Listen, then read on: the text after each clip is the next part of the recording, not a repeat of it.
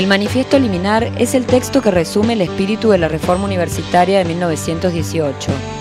Fue publicado en la Gaceta Universitaria a días de la toma del rectorado por los estudiantes. El 21 de junio se redacta uno de los documentos más lindos, que es el Manifiesto Liminar del 18. Que a palabras, entre tantas otras, de nuestro querido Eduardo Galeano, decía relacionado al manifiesto, que es el documento más hermoso que él ha leído redactado por los estudiantes. Entre los firmantes de ese manifiesto se dice de que Deodoro Roca era el escribiente de ese documento.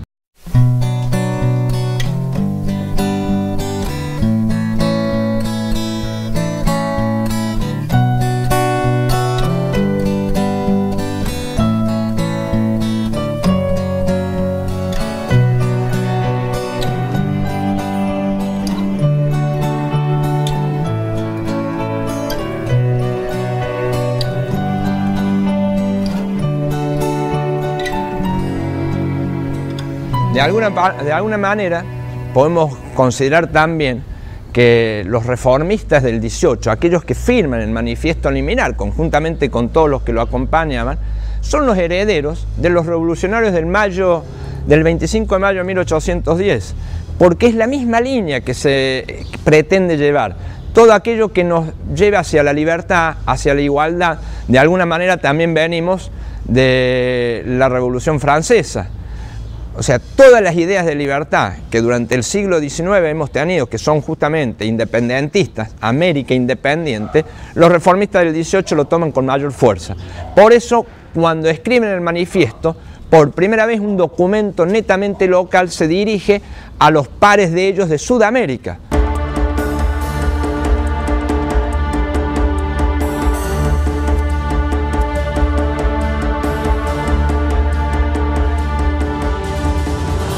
Incluso creería que, más que creería, estoy convencido de que de alguna manera el mayo francés del 68, si bien no es que se motive fundamentalmente sobre la base del 18, las banderas esgrimidas por los manifestantes en París tienen mucho que ver con lo que 50 años antes la reforma universitaria había lanzado, que era en definitiva esto de la inclusión social. Y lo que estaban pidiendo los estudiantes, recuerden que en la década del 60 teníamos la guerra de Vietnam, la división del mundo entre el capitalismo y la revolución rusa, o la revolución también incluso china.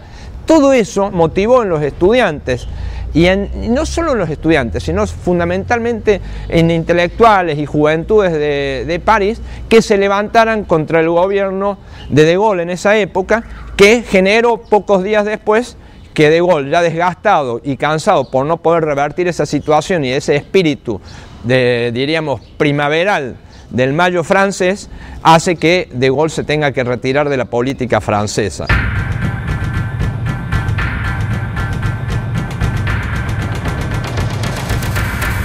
Las banderas que esgrimían los manifestantes de esa época de alguna manera era muy similar. Prohibido prohibir, la imaginación al poder, mismas banderas que nosotros y muchos de los que estaban ahí reclamaban, aquellos que saben los movimientos sociales que se dan en diferentes lugares del mundo, que en Córdoba, Argentina, había habido un movimiento de esas características que había trascendido la frontera. Por eso nuestro emblema, por decirlo de alguna manera, es la toma del rectorado por los estudiantes cuando se suben a los techos del rectorado e izan la bandera por primera vez morada de la reforma universitaria. ¿Y por qué morada?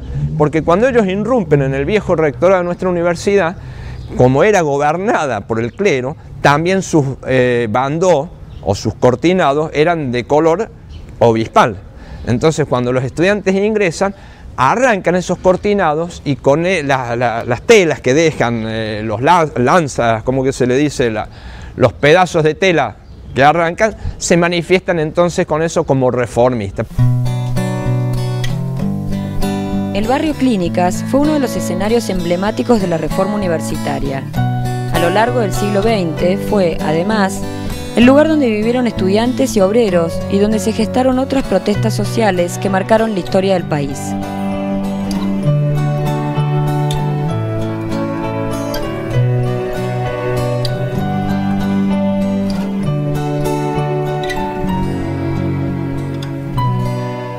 El barrio Clínicas, desde mi perspectiva, pero no solamente mía, es el barrio de mayor trascendencia internacional que puede llegar a tener un barrio en Córdoba y en nuestro país. Los mismos estudiantes lo declararon territorio libre de América, que eso tiene una connotación muy fuerte.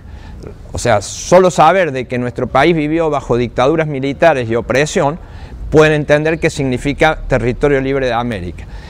Cuando se funda el Hospital de Clínicas, que vamos a cumplir 100 años juntamente con los 400 de la universidad, se genera todo un movimiento social diferente a lo que estaba hasta antes de esa fecha. No es que se inaugura el barrio solamente por el 13, pero sí una idiosincrasia nueva. Todos esos estudiantes y obreros que se empiezan a juntar acá tienen una suerte de espontaneidad en sus ideas, por la forma de vida que se va llevando, coincidente con lo que está pasando aquí y en el mundo. Entonces es un barrio que casi se suma a las características sociológicas de la época. Y los estudiantes que vivían en pensiones, ante seguramente las fuerzas de seguridad que querían penetrar para tomar a aquellos manifestantes que venían con ideas nuevas, era un reducto casi imposible para entrar por la policía y los militares.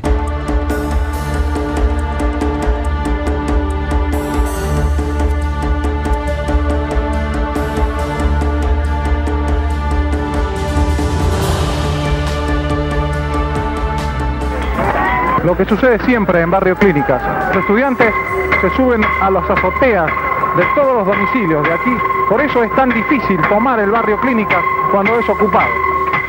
Y desde esa época, este barrio fue el reducto de estudiantes y obreros. Fue un barrio de características rebeldes ante las autoridades.